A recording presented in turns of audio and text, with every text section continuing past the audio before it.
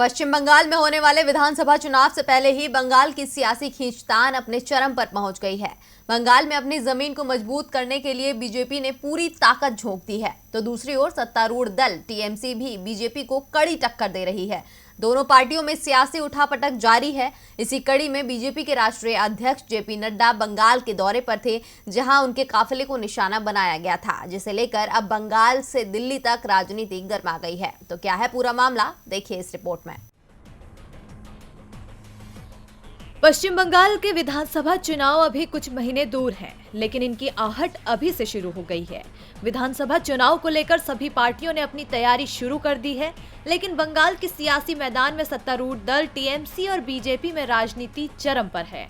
दोनों ही पार्टियों के नेता अपनी सियासी जमीन को मजबूत करने में जुट गए हैं। इसी कड़ी में बीजेपी के राष्ट्रीय अध्यक्ष जेपी नड्डा बंगाल के 2 दिवसीय यात्रा पर कोलकाता में थे, जहां उनके काफिले को तथाकथित टीएमसी के लोगों ने निशाना बनाया था, जिसके बाद बंगाल से लेकर दिल्ली तक सियासी सरगर्मियां तेज हो गईं। बीजेपी ने इस घटना के लिए सीधा टीएमसी को जिम्मेदार बता दिया।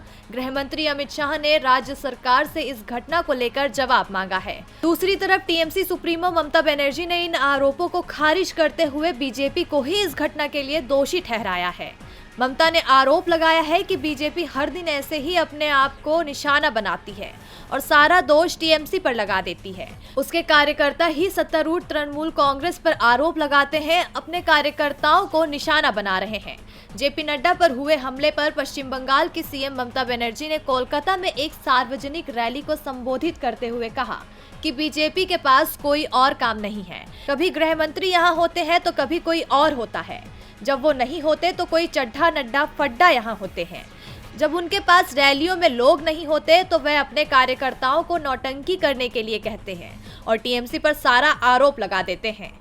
टीएमसी सुप्रीमो ने कहा कि बंगाल के दौरे के दौरान बीजेपी नेताओं के काफिले में सीआरपीएफ, बीएसएफ और सीआईएसएफ के जवान मौजूद होते हैं, फिर भी वो राज्य सरकार पर आरोप लगाते हैं।